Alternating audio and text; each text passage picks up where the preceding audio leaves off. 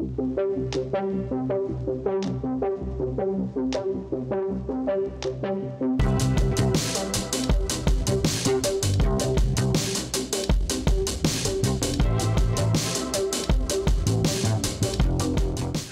and welcome to another Farbank Fly Fishing School episode. In this episode, I'm going to take a look at the joy of fishing in small rivers and creeks. For some, it is all that's available to them. For others, it's an escape to a more personal, more intimate location, a place to lose and challenge oneself.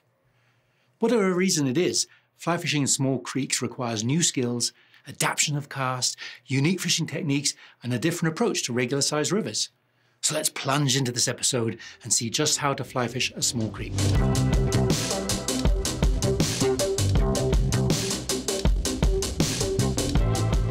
The first thing we probably need to talk about is what is a creek. A creek is simply a small river. It could be a brook, you could call it a leat for where I'm from, a burn, lots of names from, but basically they're just small rivers that are like fishing in Lilliput, right? Small little bits of water that, because they're so small, require different approach to your regular rivers. And there's lots of different types of creek. The most famous one is called a spring creek, and really that type of creek is a creek that comes out of the ground from a spring and flows down and creates a fishery. Spring creeks are generally hard to fish. The fish are a little bit more technical, the water's slower. The water's clearer, the fish are a bit more spooky and wary. Spring creeks tend to be a little harder to fish than your regular type of rivers. There's a freestone type river, and that is a river basically that's snow-meld, coming out of a mountain, running out of a lake, but just tumbling down, more of a natural one. And in those rivers and creeks, the fish are a little bit less spooky and wary, and they're a little bit easier to catch. And perhaps the other type of water to talk about briefly is a tailwater, and that is a water that comes out of the bottom of a dam and is generated literally from the outflow of a lake that's created a dam and the water flows out. That's what a tailwater is. Now, those terms apply to any size of river, but this particular episode deals with the smaller versions of any of those, what are called creeks. So that is what a creek is. Now let's take a look at exactly why would you fish a creek.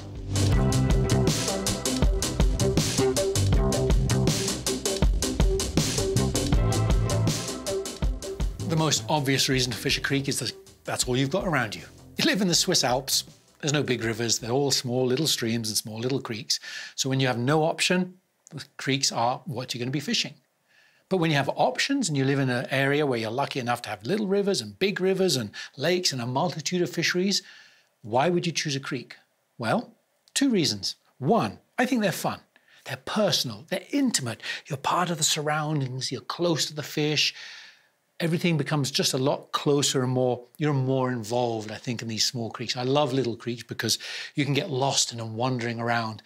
Even if you've got a bunch of big rivers near you, those creeks are just another element that adds to the enjoyment of the day. But perhaps more importantly than that, there's a kind of a seasonal type. When the summer gets on and the water and the air temperatures rise, bigger rivers tend to be at lower elevations, they warm up quicker. River temperatures start to get a little bit too dangerous to start fishing for trout in, so you tend not to fish fisheries like that. In those situations, head for the high ground. Go up into the mountains, go up to those smaller creeks, get away from those warmer water conditions and those spooky fish, and get up to the freestones and those lovely natural creeks up in the mountains. So plenty of reasons to go up and fish creeks. They're a lot of fun. If you've got them nearby, I would absolutely suggest you go and find a creek and hit it. And to do so, you need a certain amount of particular gear, and we're going to take a look at that in the very next chapter.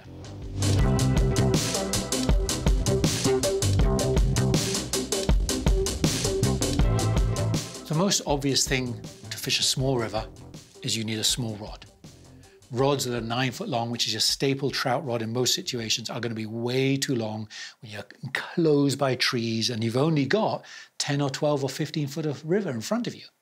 So an ideal rod length is going to be something like 6 foot, 7 foot, 7'6", something like that. This is a 7'6" rod. That is ideal in your small to medium-sized creeks. If you're going to fish even smaller creeks, then you want to go to a rod like this. This is 6'9". It's a tiny little rod, but it's absolutely ideal in tiny little creeks. It means I can cast and not get my rod tip jammed in the trees above me. Perfect. You're also not going to be casting very far because the creek may be 20 foot wide or 15 foot wide. So that short rod helps get some fly line out to be able to make the cast. And talking of fly lines, when you do go to fish a creek, you're going to fish lighter weight lines. This is a 3-weight right here, you can see. That's probably the heaviest creek line I would ever fish. This actually is called a creek line. I like the creek line because the creek line is a line designed to fish small rivers because it is very front loaded. What that means is you can make very short casts and have a weight in the fly line to help make that cast. Specifically designed for creeks, so a really good type of line to have. 3-weight, 2-weight, 1-weight, whatever rod size you've got. And because you've got those lighter lines, you do need a lighter weight reel. This is a 2-weight reel with a 2-weight line on. Obviously that's going to go onto a 2-weight rod. So your system is still going to be balanced, but just shorter. And talking of shorter, the other thing that needs to be short is your leader.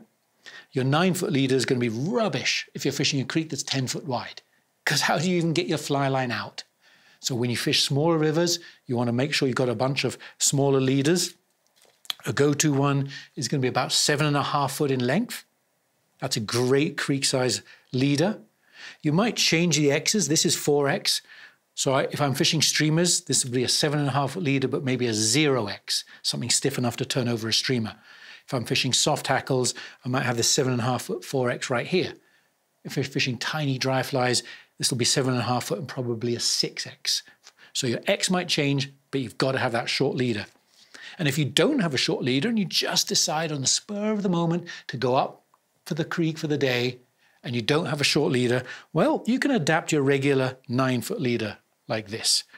So here I have a regular 9-foot leader, way too long for a small creek.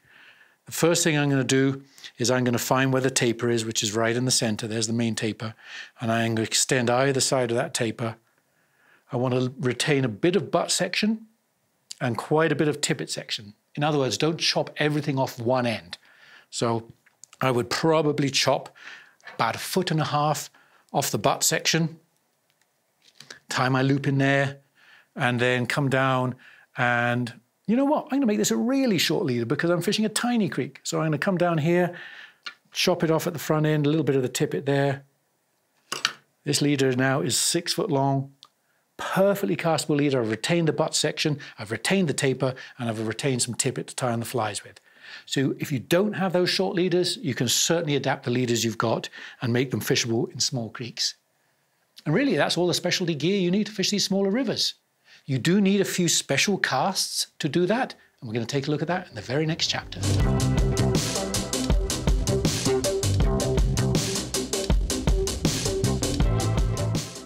All right, we're finally down at the creek. You've got this beautiful river in front of you, lots of water. It's beautiful to be out here in the sunshine and the shade. We're going to fish this little creek. First thing we've got to do is work out what casts you can utilize in a river like this. You can't always do your basic overhead cast. You don't have the room. You're in a small creek, so there's bound to be trees and narrow bits and rocks and things like that. So if you limit yourself to only knowing the basic overhead cast, you're going to come a cropper. You're going to find there's 90% of the river you aren't going to be able to fish. So let's take a look at some of the other casts. The situations and the solutions to those situations that enable you to fly fish a small creek like this with a lot more chance of success. I've got my mate Nick here. As you can see, there's an overhanging tree. Under that tree, there's a nice slow pool. There's a bit of depth to it. There's obviously a trout lying in there. That's perfect trout country. But in this situation that Nick's fishing in now, he has no chance of getting his fly to that fish with an overhead cast. The overhead cast is going to drape on top of that branch, snag it. He'll either break the fly off or he'll shake the branch and scare the fish trying to get the fly off. In a situation like this, as you can see, Nick is utilizing the side cast. And that side cast is a perfect cast for small streams as it gets the line underneath the overhanging trees. Now the side cast does require a back cast. So in some places, hey, you can't even do a back cast, whether it's an overhead or a side cast. And in situations like this, you can see Nick right behind him, there's a wall of trees. No form of back cast can he utilize here. But the fish are in this pool and he's got to make some kind of cast to get the fly out to the fish. And in a situation like this is a cast called the roll cast that he's showing you now. It's a perfect cast when you don't have the room to make a back cast. So those are your two essential casts. And if you want to learn about those casts, check back on our previous episode, Other Useful River Casts, because that shows you how to perform and how actually to make these casts. Now, there are times when you can't really make any kind of cast. Check this spot out where Nick is now. He's completely surrounded by trees above him and all around him and behind him, and there's no way he can make a fly cast in this situation. Right now, in a place like this, he's doing what's called the bow and arrow cast. A very simple cast, doesn't give you any distance. It's an excellent solution for fishing these small creeks to get your fly out there when you can't even raise your rod to make any form of cast. So again, master that bow and arrow cast. That is a good one to utilize when it's so overgrown. And there's even some places on these small creeks where you can make no cast because you're on top of the fish. And if you're on top of the fish, they can't cast. You can't get any line out to make a cast. So in places like this is where you utilize a pendulum type swinging cast that's called dapping. We call it dapping. And here you can see the piece of water that Nick is fishing right now is right under his rod tip. He can't cast in this situation, but he can utilize his dapping. You see, he drops the fly in, he swings the line through that little bit of run and then lifts the rod tip up and just swings the fly back into the same position and drops it down again. So it's not even a cast. So there's very few spots. If you can get down to the water on a small creek like this and into the water or the water's edge, there's very few places you can't fish if you utilize those special casts. And once you've got those basic casts in your armory and you know how to perform these casts and you're ready to go and catch fish, well, let's take a look at the next step.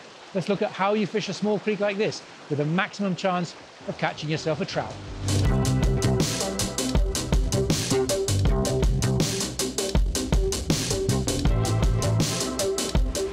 So those are some of the unique casts that you need to know to fish little creeks like this. Right? You always never find problems where you're going to do overhead cast is going to be an issue. You're going to find issues and you need other casts to do it. So that's what you've got to do. You've got to learn some of those other basic casts. But outside of those casts, what else do you need to do to fish a small stream like this successfully? A couple of options. One, you're going to be really close to the fish. You can see my mate Nick here fishing. He's right on top of the fish. So one of the things you'll do is you can spook fish. Stealth is pretty important. That means wear much drabber clothes. Generally, you want to keep quite low to the water so you're not a high skyline and the fish can spook because they see you walking along. You want to approach slowly, don't rush up to the water, and generally want to sit back and watch the pools you're going to fish from a distance and kind of work out the ways you want to fish before you get to them. Right? You don't want to do that when you get there because you're probably going to spook some fish. So those are some of your essential approaching tips. Now, in terms of fishing techniques, well, there's a lot of options, right? We can fish the regular dry fly. You come across a nice pool, fish are rising, there's caddis about, there's mayflies about, the fish are rising, so you can fish your regular dry fly, as we showed you in earlier chapters. You can fish your nymph if there's nothing rising. You can swing a streamer and fish a streamer and your soft tackle. So you've got your conventional fly fishing techniques that you can do in small streams. And they will work for sure. But outside of that, there's some special ways I think you should be aware of just to fish a small stream successfully. Perhaps the most deadliest approach for fishing a small creek with small little slots and buckets and pools like this is what's called the hopper dropper. And quite simply, the hopper dropper is you tie on a nice, large, very visible dry fly. It's got a lovely white wing. I can see this. It's huge. I'm going to throw this on the water, and then tied to the bend of that, I'm hanging down a nice weighted nymph. I want it weighted because I want it to sink really quickly in the water and get down. And this combination is called the hopper dropper. And what happens is the hopper floats on the water and the nymph dangles under the water. So you kind of cover the best of both worlds, right? You've got the dry fly on the top, so a fish might grab it because it's an opportunistic feeder. The dry fly is on the water for a few seconds, it grabs it. But equally, you've got this dropper, this weighted nymph underneath. And that's called a hopper dropper. And that's probably the best rig you can have if you fish a small stream and you just really have no idea how to do it, whether the fish dries or nymphs or streamers. The dropper depth between the dry fly and the heavy fly, well, that's going to be based on the pool. So you want to look at the depth of water. If it's a foot deep, you want to hang your nymph about 10 inches below the dry fly. And if it's 3 feet deep, you want to hang your nymph maybe 2.5 feet below the dry fly. So just take a look at the water, and that gives you an idea of the hopper-dropper technique. That's a really, really good technique. And as I said, probably my go-to for searching when I'm not fishing dries, streamers, soft tackles. In addition to that, there's a couple of other things you need to know. I think a couple of other armaments, if you like, for the small stream angler. One really useful technique is called the controlled drag. The controlled drag is really a beautifully simple technique that doesn't involve any casting. We talked about the casts earlier on, like the special river casts you need to fish in small streams and on rivers, but this controlled drag technique doesn't need any cast at all. What happens is you cast your line out once, and then all you do is you swing your rod to one side of the river, and you throw a couple of mends, and that swings the line nice and easily into the bank that you're fishing from. And then once your fly is under that bank, you bring your rod back to the other side of the river and throw some more mends, and what happens is that swings the fly back to the other side of the river. And so without casting, you can get your fly going from side to side, fishing all the buckets and all the slots, and without having to make any risky casts because overhanging trees.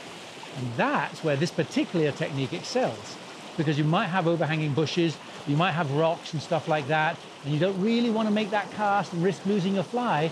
Well, this controlled drag technique is an excellent technique, because as you can see, that line just sweeps in under the bank, right under where the fish will be lying, and it's a very, very safe spot. So the controlled drag is a really useful technique and very, very good for fishing small creeks like this because of the lack of casting room. Equally, if you don't have cast room, what else can you do?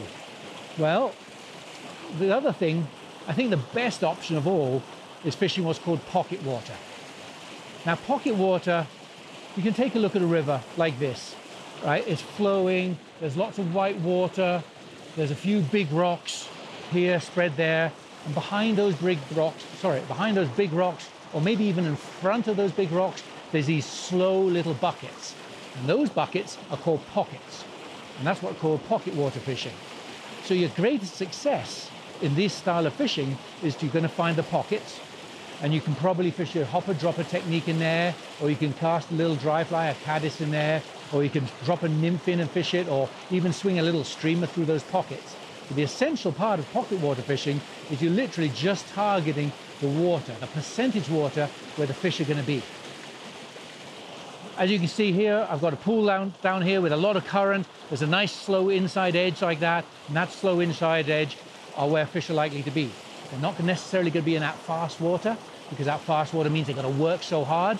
They're going to lie just on the edge of that fast water in that little slow bucket there. That's a perfect pocket to hit. You can throw your fly in there, drift it through that bucket, make 3 or 4 casts. You probably catch fish, maybe you don't. Hey, it doesn't matter. There's plenty more pockets.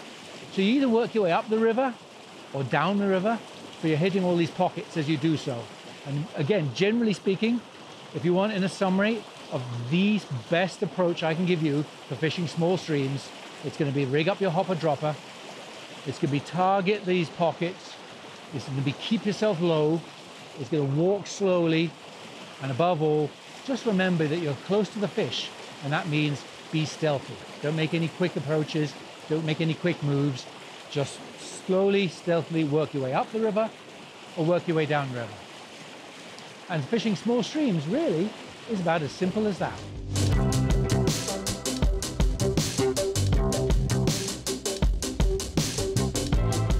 So there you have it, an array of adapted fishing techniques, new casts, subtle approaches, and other variations on a theme that will increase your chances of success when fly fishing in small creeks. I love the intimacy and personal nature of such wonderful Lilliputian fisheries, and I hope you do too. As always, I want to end this episode with a friendly reminder to do your part in keeping the river clean and the fish healthy. Look after the environment. Leave no trace of your visit to the water, and treat those fish you catch with the utmost respect. I hope you enjoyed this episode, and also hope to see you on the water one day, putting your newfound skills to great use. Thanks a lot for watching.